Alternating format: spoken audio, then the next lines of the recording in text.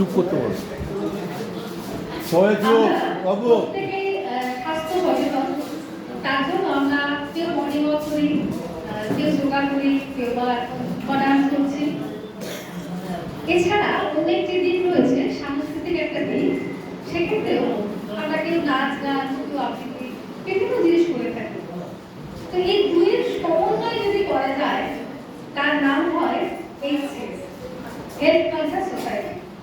যারা শরীর চর্চা তো বটেই, সেই সঙ্গে সঙ্গে আমাদের যে মানসিক বিকাশ তার দিকটা খেয়াল রেখে এই যে আজকে যেরকম প্রোগ্রাম, এরকম সারা বর্ষব্যাপী আমরা করে থাকি। তো এই দুইয়ের সমন্বয় হচ্ছে হেলথ কনসাস সোসাইটি।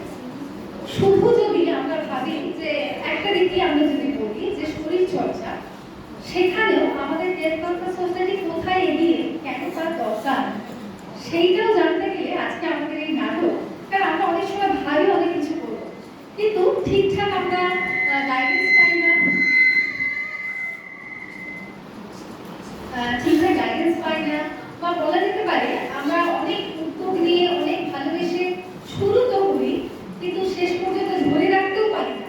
তো সেই জায়গায় কেন আমরা হেলথ কনসাস সোসাইটির হাত ধরে থাকবো, বা কেন আমরা আছি, তো সেইটা নিয়ে না থাকলে কি হয়, সেটা নিয়ে আজকে আমাদের একটি নাটক, যেখানে আমরা দেখছি যে মানুষ উদ্যোগ নিচ্ছে মর্নিং ওয়াক করবো, শরীর ঠিক করবো, কিন্তু আলটিমেটলি সেটা হয়ে দাঁড়াচ্ছে না।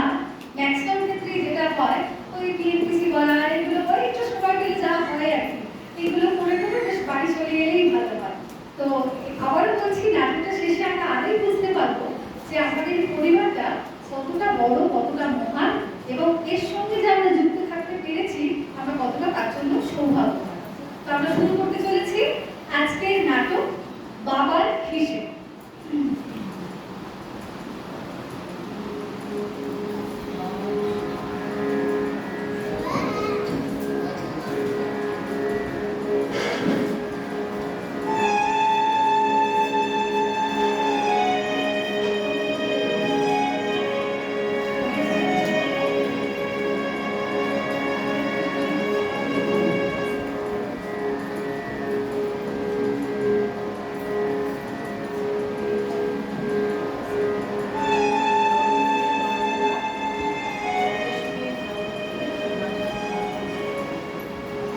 হ্যাঁ রে রত্না, আমায় যে তুই 7 তাড়াতাড়ি ঘুম থেকে উঠে পার্কে নিয়ে এলি কিনা মাঠে হাঁটু, তো সেই থেকে তো বসেই আছিস, হাঁটার তো নামগন্ধও নেই।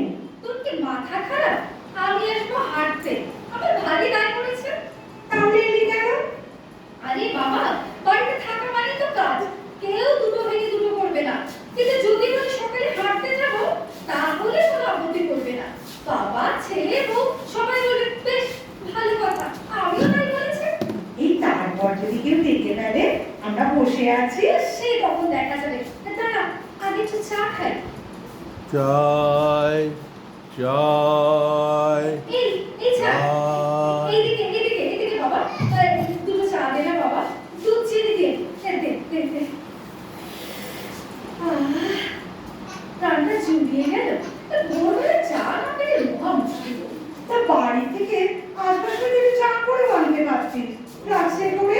তুই বাবা, চাই যদি করবো তো সকালবেলা বাড়ি থেকে বেরিয়ে আসবো কেন? এই ঠিক আছে বাবা, আমি কাল থেকে চা করে আনবো, এখানকার চা আমার পছন্দ নয়, বড্ড নোংরা। ওকে ওকে, তুই তোর চা খাস, আমি এই চাই খাবো, নোংরা হোক যা খুশি। এতে রাগ করার কি আছে? আমি রাস্তার কোনো জিনিস কোনো কালেই খেতে পারি না। খেতে পারি না নয়, তুই আসলে মহা ছুটি পাই। সেই কলেজ লাইফে যা ছিলিস এখনো তাই, ক্লাসে ঢুকে 50 বার বেঞ্চটা মুছে তবে বসতিস। ও মা, রত্না বৌদিদি, তোমরা দুই বন্ধু সাত সকালে পার্কের মাঠে বসে আছো কেন? এই তো দুজনেই তো হাঁটতে এসেছি। তা তুমি এখানে, তুমি কাজে যাবে না? যাবো তো, কিন্তু সকালবেলা পার্কে হাইটা বাড়ি গিয়া চা খাইয়া তারপর কামে যাবো। আমারে অমল ডাক্তার কইছে রোজ সকালে হাঁটতে, তাইলে পায়ের ব্যথা সাইরা যাইবো। তোমার সঙ্গে দেখা হয়ে ভালোই হলো। হ্যাঁ গো মমতা, তুমি তো ওই মিশের সরকারের বাড়িতে কাজ করো, মানে ওই যে শিবানী সরকার, তাই না? হ, করি তো। ওই তো 376 নম্বর হয়েছে? আমি তো কিছু শুনি নাই। না না না, কিছু হয়নি। ঠিক আছে, তুমি যাও মমতা, তোমার দেরি হয়ে যাবে। আহ, একটা কথা জিজ্ঞেস করছি আর তুই ওকে চলে যেতে বলছিস কেন রে? কও না গো তাড়াতাড়ি দীপা বৌদিদি, আমার তো আরো এক পাক দিতে লাগবো। হ্যাঁ, বলছি কি ওই পরশুদিন না শিবানী জামাইকে দেখলাম ওদের বাড়ির সামনে দাঁড়িয়ে আছে। ওদের কি ডিভোর্স হয়ে গেছে না এখনো হয়নি? কি হয়েছে? আপনাদের কথা কিছু বুঝতেই পারতাছি না। কিছু না কিছু না, তুমি যাও মমতা, তোমার দেরি হয়ে যাবে। এই তুই চুপ কর তো, দেখছিস একটা জরুরি কথা জিজ্ঞেস করছি। আচ্ছা কও, কি কইবা? না, বলছি যে ওই যে শিবানীর ছোট মেয়ে কি ডিভোর্স মানে ছাড়াছাড়ি হয়ে গেছে, মানে জামাইকে দেখলাম তো। তা আমি জানুম কি কইরা? বাহ, তুমি ওই বাড়ি কাজ করো তো? হ, করি তো, কাম করি। কাম সাইরা বাড়ি চলে আসি। ওদের সংসারের ভিতর কি হইতাছে তার খবর আমি রাখুন কেন? একদম ঠিক বলেছো মমতা। আর দীপা বৌদিদি, একটা কথা শোনেন, এইগুলান তো মানুষের পরিবারের দুঃখের খবর। এইগুলান লইয়া এত আলোচনা করা ঠিক না। আজ যদি খবর আসে যে আপনার মাইয়ার জামাইয়ের ছাড়াছাড়ি হইয়া গেছে আর তা লইয়া পাড়াপড়শি আলোচনা করতে আছে, তাহলে আপনার মনের ভিতর কেমন লাগবো কোন? বাবা, ভালো মনে একটা কথা জিজ্ঞেস করলাম আর তা তুমি আমায় একটা জ্ঞান দিয়ে দেবে মমতা? কি করুন কোন?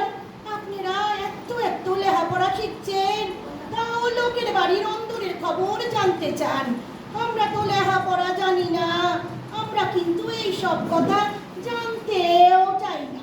ঠিক আছে মমতা, ভুল হয়ে গেছে, তুমি যাও গো, তোমার কাজে যেতে হবে তো। ঠিক কইছো রত্না বৌদিদি, আমি আসি। আর দীপা বৌদিদি, আপনিও ভালো কইরা দেখেন আর কাউরে পান কিনা। আমি আসি, আমাগো তো কাম কইরাই খাইতে হইব। ছি ছি, তোর জন্য মান সম্মান আর কিছু থাকবে না। এই, তার মানে তুই নিজের সম্মানের কথা ভাবছিস আর আমারটা? ওই মমতা আমাকে এত অপমান করলো আর তুই বলি ভুল হয়ে গেছে মমতা? তুই আমার বন্ধু না শত্রু? তোর সঙ্গে আমি তর্ক করতে চাই না। বুড়ি হতে চললি আর পদে পদে ঠাকুমা হবি, এখনো তোর বিয়ে বেশি করা গেল না। 35 বছর ছিলি তোকে, একটু পাল্টাসনি, সারাক্ষণ শুধু পরের বাড়ির খবর নিয়া। আমি চললাম, তুমি দেখো আর কাউকে ধরতে পারো কিনা। আচ্ছা আচ্ছা, ঠিক আছে বাবা, আর কিছু বলবো না, রাগ করিস না। বস। কাল থেকে আমি কিন্তু আসছি না, আগেই বলে দিলাম। ঠিক আছে বাবা, কালকে কথা কালকে পাবো। ওই ওইটা কি? কি আসছে রে? কি পাউরুটি না? বাটার খাওয়াবি? রোস্টার পোস্ট? বাবা, মুখ দেখাতে হবে না। ঠিক আছে। আচ্ছা দাদা, ওই যে মেয়েটা কবিতা, কি যেন ওইটা মানে কবিতার মতো দেখতে না? মন্ডল না মালাকা? মিত্র, তুই কিন্তু ওই মেয়েটাকে ডাকবি না। এই থাম তো তুই। এই যে একটু শুনবে? হ্যাঁ হ্যাঁ, তুমি আমায় বলছেন? হ্যাঁ হ্যাঁ, তোমাকে একটু এদিকে আসবে? হ্যাঁ হ্যাঁ, বলুন কেন? বলছি তোমার নাম কি? আমার নাম মালিনী দাশগুপ্ত। কেন বলুন তো? ও দাশগুপ্ত, মিত্র নয়? ভুল বাবা, সে তো বিয়ের আগে ছিল। এই কার বিয়ে? আমার তো বিয়ে হয়নি। কি ব্যাপার বলুন তো? কোনো ঝামেলা? না, বলছিলাম তুমি কি তোমার মায়ের মতন দেখতে? হ্যাঁ, অনেকে বলেন বলে। কেন বলুন তো? না, মানে তোমাকে না অনেকটা আমাদের বন্ধুর মতো দেখতে। বলছি যে তুমি কি কবিতা নেই? কবিতা? কবিতা? হ্যাঁ হ্যাঁ, কবিতা। কেন বলুন তো? আসলে একটা কথা জিজ্ঞেস করার ছিল। না না না, কিছু জিজ্ঞেস করা নেই। এই তুই ওঠ তো এখান থেকে, অনেক বেলা হয়ে গেছে, চল। ঠিক আছে ওনাকে বলতে দিন না, উনি কিছু একটা জিজ্ঞেস করতে চাইছে। হ্যাঁ মাসিমা, আপনি বলবেন। দেখলি তো, ও শুনতে চাইছে আর তুই শুধু। হ্যাঁ, বলছি যে তুমি তো কবিতা নিয়ে বললে, তা তুমি কি আগের বাবা মেয়ে না এখনকার বাবার মেয়ে? কি মানে? না না না, কিছু না মা, তুমি যাও। এই তুই ওঠ না, আর আমি পারছি না কিন্তু। দাঁড়ান, আপনি কিছু একটা জিজ্ঞেস করলেন না? আগে আগের বাবা না পরের বাবা? ওরে তুই আর বসিস না, এতবার বলছি উঠে বল। আসলে কবিতার বিয়ের পর আর ওকে দেখতে পাইনি। পরে শুনেছিলাম ও ডিভোর্স হয়ে গেছে, আবার বিয়েও করেছে। তুমি তো কবিতার মেয়ে বললে, তাই জানতে চাইছিলাম তুমি আগের বাবার মেয়ে না পরের বাবার? ওটা যে আপনার লাভ কি? সেই তো আমিও তো তাই বলছি, ও আগের বাবার মেয়ে না পরের বাবার মেয়ে সেটা জেনে তুই কি করবি? এখন চল তো, তুমি তো যাও মা, তোমার দেরি হয়ে যাচ্ছে। এই দীপা ওঠ না। দাঁড়ান দাঁড়ান, এবার আমিও কিছু বলি, আপনারা শুনুন। আপনাকে দেখে তো যথেষ্ট সভ্য ভদ্র লেখাপড়া জানা মহিলা মনে হয়, তা সত্ত্বেও আপনি একটা অজানা অচেনা মেয়েকে কি করে এরকম একটা অভদ্র প্রশ্ন করলেন? সত্যি আপনারা লেখাপড়া জানেন? জানি তো, আমরা দুজনেই গ্র্যাজুয়েট, সিটি কলেজ থেকে পাশ করেছি। হ্যাঁ, দীপা তো বিয়ে তো করেছে। বলেন কি? বিয়েও? কিন্তু ওগুলি তো কাজেই লাগলো না, মাথাটা একদম ফাঁকা। তাহলে কেউ এমন প্রশ্ন করে? আজ যদি আপনার মেয়েকে কেউ জিজ্ঞেস করে তুমি কোন বাবার মেয়ে, আগে না পরে, তাহলে আপনার কেমন লাগবে? নে, এবার উত্তর দে। এই উত্তর আমার কি দেবো?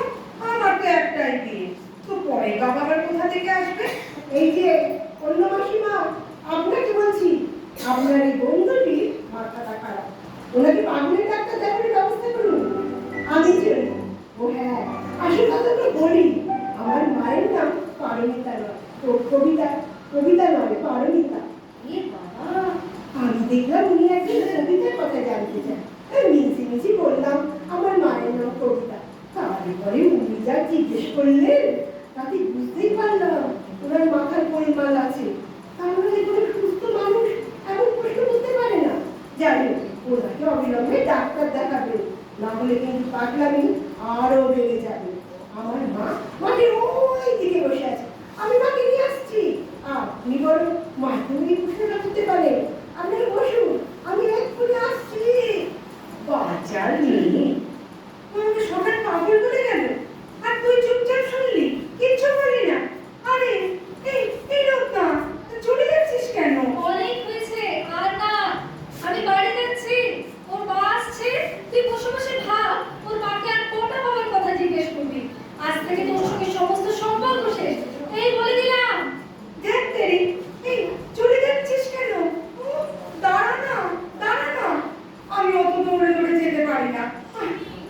আচ্ছা আচ্ছা ঠিক আছে, আর কখনো উল্টোপাল্টা কথা বলবো না, প্রমিস। ওরে আমার হাতটা ধর না, না ধরলে বড় রাস্তা পার হবো কি করে? বাবা বাবা, এবার হাতটা ধর ধর। ও ধরবি না তো? আচ্ছা, আমার হাত ধরে তুমি নিয়ে চলো সখা, আমি যে পথ চিনি না। বাহ, গানটা তো তুই এখন বেশ চমৎকার গাছ। এই তোর মনে আছে কলেজে যে কোনো অনুষ্ঠানে? এই থাক থাক সেসব কথা। না না না, আজ আর কিচ্ছু থাকবে না।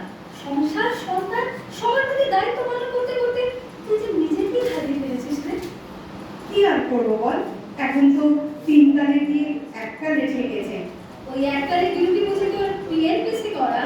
না রে, আজ নিজের কাছেই নিজেকে বড় ছোট লাগছে। যা, আর এতদিনে যা আমরা করতে পারলাম না, মমতাটা করে দেখালো।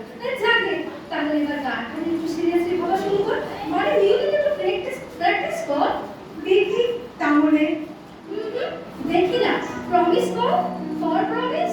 আচ্ছা বাবা, প্রমিস প্রমিস প্রমিস।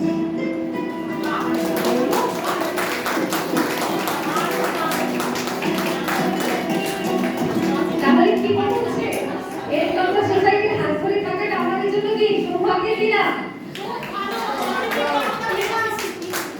এই বার্তাটাই আমরা দিতে চেয়েছিলাম। পিএনপিসি না করা, ঠিক আছে? অর্থাৎ আমাদের যারা বড়রা মাঠে থাকে, অভিভাবকের মতো আমাদের শাসন করেন, একটু ফাঁকে গেলেই আবার বলেন যে না এক্সারসাইজ করো এবং যথাসময়ে বাড়ি চলে যাও, সেটার একটা কি বলবো সার্থক রূপ এটাই যে আমরা এগুলো করার সুযোগ পাই না বা আমাদের মনেও আসে না। তো সেই জন্য আমি বলবো শুধু আমাদের জন্য না, এর কাছে সোসাইটির জন্য একটা জোরে হাততালি হয়ে যায়।